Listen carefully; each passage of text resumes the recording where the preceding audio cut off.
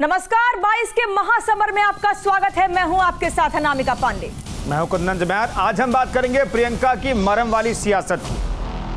आखिर 2022 के लिए क्या है बीजेपी का प्लान? क्या बीजेपी की बिछाई बिसात से निकलना विपक्ष के लिए मुश्किल हो रहा है?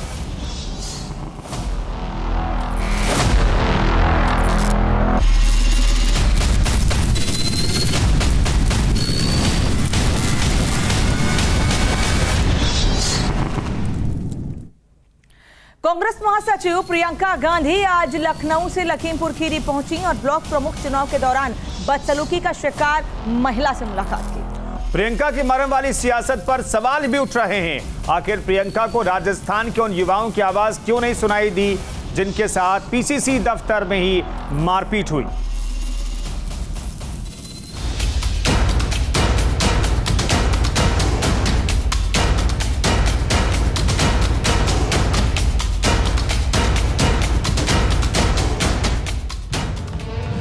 दो तस्वीरों के जरिए आप देख रहे हैं कि लखीमपुर में मरहम वाली सियासत जारी है, जबकि राजस्थान के युवाओं के साथ लखनऊ के प्रदेश कांग्रेस दफ्तर में मारपीट की गई।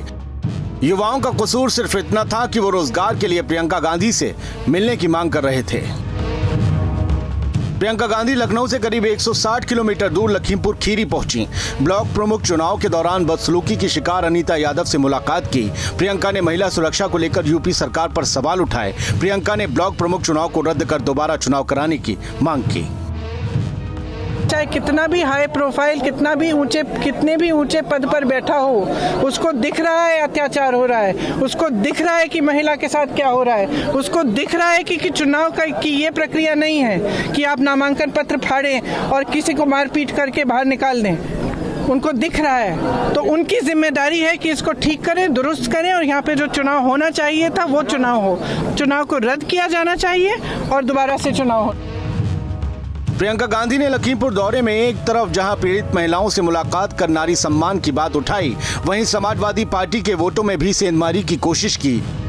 पीड़ित महिला अनीता यादव समाजवादी पार्टी की कार्यकर्ता हैं। बदसलूकी वाली घटना के बाद अब तक समाजवादी पार्टी का कोई भी बड़ा नेता उनसे मिलने लखीमपुर खीरी नहीं पहुंचा है। क्या कहा प्रियंका गांधी जी ने? आज आप लोगों से मुलाकात करी है, क्या भरोसा दिया उन्होंने? उन्होंने हमें ये भरोसा दिया है, साहस बढ़ाया, हिम्मत दे गई और कहा बहनों हम तुम्हारे साथ हैं, तुम्हारी पीड़ा को समझने के लिए हम तुम्हारे घर पे मिलने के लिए आए हैं। इधर प्रियंका के लखीमपुर दौरे पर बीजेपी ने भी तंज कसा है।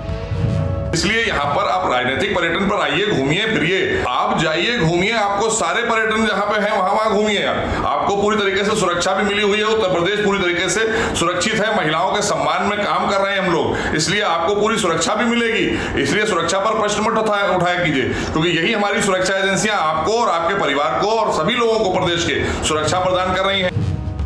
प्रियंका गांधी लखनऊ से 160 किलोमीटर की दूरी तय कर लखीमपुर पहुंची।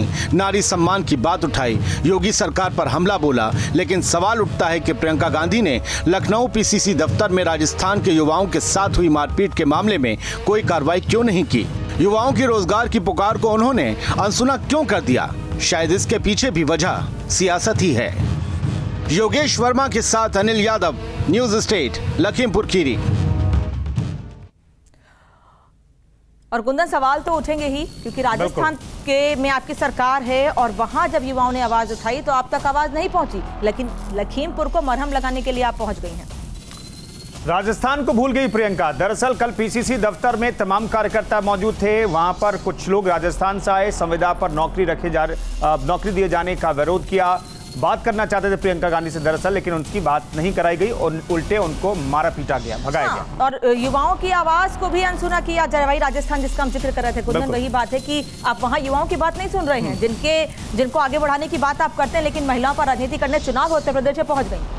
मांगा रोजगार, हुई मारपीट। और यहां हम आपको यह भी बता दें कि न्यूज स्टेट की टीम वहां पर कवर कर रही थी, तो न्यूज स्टेट की टीम के साथ भी बदसलूकी की। वहां पर जो कार्यकर्ता थे कांग्रेस के पीसीसी दफ्तर में, वहां पर कार्यकर्ताओं ने गुंडाई की न्यूज स्टेट की टीम के साथ भी। और प्रियंका गांधी के दोहरे रवैये के बाद सवाल यही उठ रहा है कि प्रियंका की एक कैसी सियासत है। शुक्रवार को लखनऊ पहुंची प्रियंका का जीपीओ पार्क में महात्मा गांधी की प्रतिमा पर पुष्पांजलि का कार्यक्रम था। इस कार्यक्रम के बाद प्रियंका प्रतिमा के सामने मौन धारण पर बैठ गई। लखनऊ में धारा 144 लागू होने के बाद भी उनके समर्थकों ने इसकी ओर कोविड प्रोटोकॉल का कोई परवाह नहीं किया। लखनऊ पुलिस ने इस कृत्य पर उत्तर प्रदेश कांग्रेस कमेटी के अध्यक्ष अजय कुमार लल्लू समेत 500 से अधिक अज्ञात लोगों के खिलाफ केस दर्ज कर लिया है। जेपीओ पर प्रियंका गांधी के मौन धरने के मामले में लखनऊ की हजरतगंज कोतवाली में केस दर्ज किया गया है। इस मामले में उत्तर प्रदेश कांग्रेस कमेटी के अध्यक्ष अजय कुमार लल्लू और 500 अन्य अज्ञात के खिलाफ कोविड-19 के उल्लंघन और धारा 144 के उल्लंघन मामले में एफआईआर दर्ज की गई है। निखिल हमारे सहयोगी इस खबर पर बातचीत करने के लिए, इनफैक्ट दोनों खबरों पर बातचीत करने के लिए हमारे साथ जुड़ रहे हैं। निखिल, कल तब आप मौजूद थे जब राजस्थान से आए कुछ युवाओं के साथ मारपीट की गई पीसीसी दफ्तर में, और वो खबर जब आप लाइव बुलेटिन में दिखा रहे थे पीसीसी दफ्तर के अंदर से, तो हमने देखा कि आपके साथ कैमरा टीम के साथ बदसलूकी भी की गई। इसके इतर हम देख रहे हैं कि आप अपने दफ्तर के अंदर मौजूद जो फरियादी हैं उनकी नहीं सुनते हैं, लेकिन आप लखीमपुर खीरी चले जाते हैं सिर्फ सियासत चमकाने के लिए।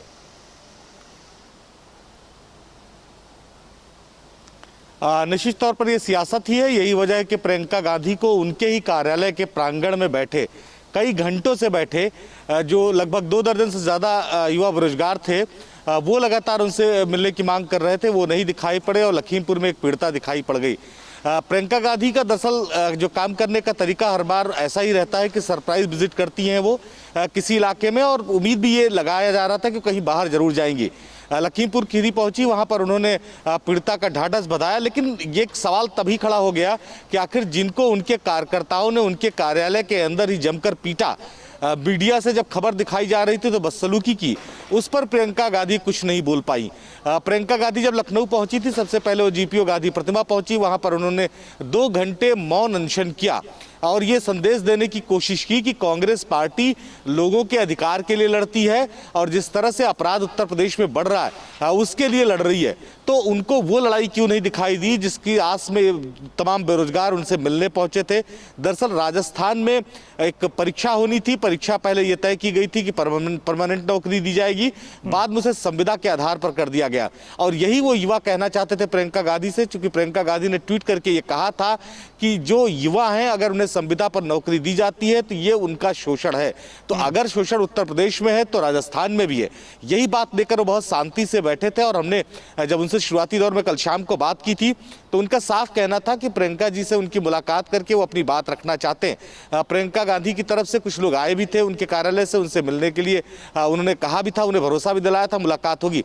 लेकिन इसी दौरान प्रियंका गांधी लगभग 8:15 पर अपने कार्यालय से रवाना हो जाती हैं अपने आवास के लिए, और जैसे ही वो कार्यालय से रवाना होती है वैसे ही कांग्रेस के तमाम जो गुंडे टाइप के कार्यकर्ता थे वो उन्हें दौड़ा दौड़ा कर पीटने लगे। जो तस्वीरें हैं जो हमारे कैमरे में कैद हुई हैं वो हैरान करती हैं कि ऐसी पार्टी जो गांधीवादी विचारधारा की बात करती हो, जो अपनी गांधी को अपना आइडियल मानती हो, वो आखिर बहुत शांतिपूर्ण तरीके से प्रदर्शन कर रहे या अपनी बात रखने आए युवाओं को, बेरोजगारों को आखिर इस तरह से कैसे पीट सकती है। जैसे ये पूरी घटना शुरू हुई हमने अपने कैमरे में उसे कैद करने की कोशिश की, अपने दर्शकों तक पहुंचाने की कोशिश की, लेकिन उसके बाद उनके कार्यकर्ताओं ने, कांग्रेस के कार्यकर्ताओं ने लगभग 1 घंटे तक बदसलूकी की। हमें कांग्रेस कार्यालय में कवरेज तक करने नहीं दिया गया, हमें बाहर निकलना पड़ा मजबूरी में। जिस तरीके से प्रियंका गांधी जब भी उत्तर प्रदेश पहुंचती हैं, मुलाकात करने जरूर जाती हैं, उससे ये भी सवाल उठता है कि उत्तर प्रदेश में प्रियंका गांधी या कांग्रेस पार्टी मुद्दों पर सियासत से ज्यादा मुलाकात की राजनीति पर फोकस कर रही है। निश्चित तौर पर कांग्रेस दरअसल पिछले 3 दशकों से अगर कहा जाए तो उत्तर प्रदेश में हाशिए पर है, और ये मजबूरी है कांग्रेस की कि उसे अगर कार्यकर्ता नहीं मिले, उसे संगठन उसका मजबूत नहीं हुआ तो आने वाले विधानसभा चुनाव में भी उसका पुराने विधानसभा चुनाव जैसा ही हाल होगा। और प्रियंका ये बात बखूबी समझती हैं, चूंकि कांग्रेस के पास कार्यकर्ताओं की बेहद कमी है, लिहाजा प्रियंका गांधी इस तरह की जो सिंपैथी जहां मिल सकती है उन इलाकों को, उन घटनाओं को ज्यादा चुनती है। आपने पिछली बार भी देखा कि जब एनआरसी को लेकर जो प्रदर्शन हुए थे, उनमें जिनके खिलाफ मुकदमे लिखे गए थे, जो जेल गए थे, उनके घर प्रियंका गांधी एकाएक पहुंच गई थी जब लखनऊ में। तो आज भी उन्होंने ऐसा ही किया, लखीमपुर वो चली गई, हालांकि उनका प्रोग्राम पहले से पार्टी कार्यालय में निर्धारित था, तमाम कार्यकर्ता उनका इंतजार कर रहे थे। निखिल, कल रोक रहा हूं मैं आपको, प्रियंका गांधी इस वक्त क्या कह रही हैं, दरअसल ये भी सुन लेते हैं।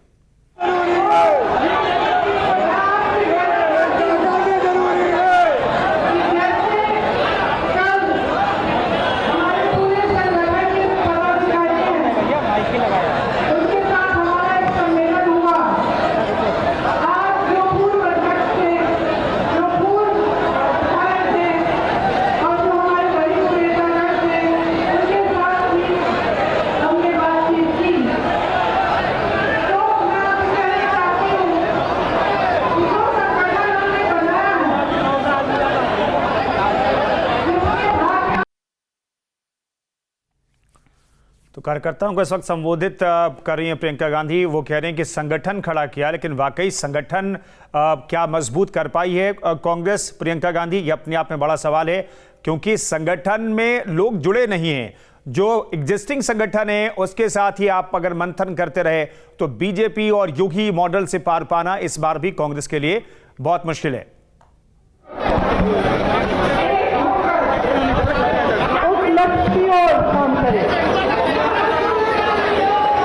आप सबने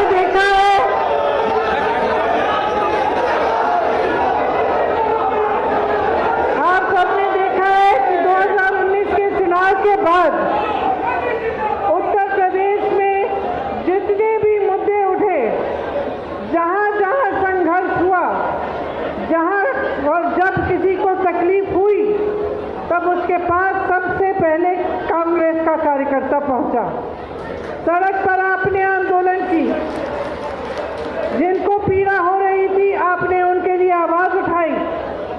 कोरोना के चलते सबसे ज्यादा राहत का कार्य कांग्रेस के कार्यकर्ता ने किया, कांग्रेस के नेताओं ने किया।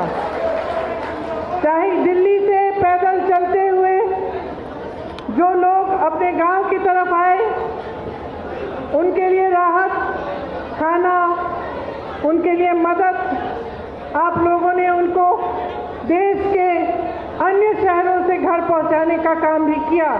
और गांव-गांव में, चाहे पहली लहर में चाहे दूसरी में, तो सिर्फ और सिर्फ कांग्रेस का कार्यकर्ता ही खड़ा रहा। उसने हिम्मत दिखाई, चाहे कोरोना के डर से रुकना नहीं, आगे बढ़े और आपने राहत का कार्य किया। तो 22 के महासमर के लिए बीजेपी जोर शोर से जुटी हुई है। बीजेपी की बिछाई बिसात से विपक्ष का निकलना मुश्किल हो रहा है। सीएम योगी के बयानों से यह साफ है कि बीजेपी धर्मांतरण, लव जिहाद और राष्ट्रवाद के मुद्दे पर भी बैटिंग करेगी।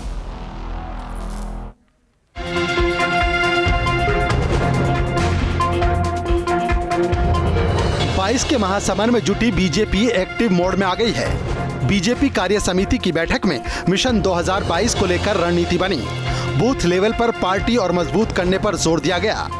पार्टी के नेता दावा कर रहे हैं कि 2022 में भी हम प्रचंड बहुमत के साथ सरकार बनाएंगे। मैं मानता हूं और पूरी कार्य समिति मानती है कि हम 2022 में 325 प्लस करेंगे। बीजेपी कार्य समिति के समापन सत्र को संबोधित करते हुए सीएम योगी ने विपक्ष पर जमकर प्रहार किए। धर्मांतरण को लेकर विपक्ष को उन्होंने आड़े हाथों लिया। मतांतरण की आड़ में हमारी सुरक्षा एजेंसियों और महत्वपूर्ण केंद्रों को निशाना बनाने की कुत्सित चेष्टा है। उसके लिए टूल किसको बनाया जा रहा था? मूक बधिर बच्चों को निशाना बना करके, उन्हें मतांतरित करके, जिहादी उन्माद से भर करके, फिर अपनी ही व्यवस्था के खिलाफ उन्हें भड़का करके, उन्हें सुरक्षा के साथ सेंध लगाने के लिए जिस प्रकार के षड्यंत्र हो रहे थे, भाइयों बहनों, एक सामान्य घटना नहीं, असामान्य घटना है। सीएम योगी ने आगरा में समाजवादी पार्टी के विरोध प्रदर्शन के दौरान देश विरोधी नारे लगाने पर भी कड़ा प्रहार किया। सीएम ने कहा कि ऐसे लोगों का चेहरा बेनकाब करना होगा। आगरा में पाकिस्तान के समर्थन में नारेबाजी करते हैं तो आप स्वयं अनुमान कर सकते हैं कि देश और प्रदेश की सुरक्षा के बारे में इनके पास किस प्रकार का ब्लूप्रिंट है। ये इस चीज को बताता है कि लोग वोट बैंक के लिए राष्ट्रीय सुरक्षा के साथ खिलवाड़ करने में कोई परहेज नहीं करते। सीएम योगी के वार पर समाजवादी पार्टी ने भी पलटवार किया है। आज जब 4.5 साल कंप्लीट हो गया, जनता और सरकार आमने सामने है, तो लव जिहाद आ गया, धर्मांतरण आ गया, पाकिस्तान आ गया। जो लोग पाकिस्तान के नारे लगा रहे थे समाजवादी पार्टी की रैली में घुसकर, कल वो जेल जा चुके हैं और उसकी अर्जी समाजवादी पार्टी ने दी थी एफआईआर करने के लिए। तो ये घुस के जैसे जेएनयू में नारे लगवा रहे थे पाकिस्तान जिंदाबाद, वैसे ही अब ये जनता समझ रही है कि इनके पास अब ये आखिरी खेल बचा है। हिंदुस्तान, पाकिस्तान, हिंदू, मुस्लिम, धर्मांतरण, लव जिहाद और ATF। वहीं कांग्रेस का कहना है कि बीजेपी मुद्दों से ध्यान हटाने के लिए हमेशा ऐसे बयानों का सहारा लेती है। दुर्भाग्य है, उत्तर प्रदेश को एक ऐसा मुख्यमंत्री मिला है जिससे उम्मीद थी कि वो विकास की बात करेंगे, रोजगार की बात करेंगे, उत्तर प्रदेश के नौजवानों के भविष्य की बात करेंगे, लेकिन सिर्फ और सिर्फ 4.5 साल धर्म पर ही बात करते करते उत्तर प्रदेश को रोजगार के मामले में, अपराध के मामले में सबसे ज्यादा पीछे पहुंचाने का काम किया है।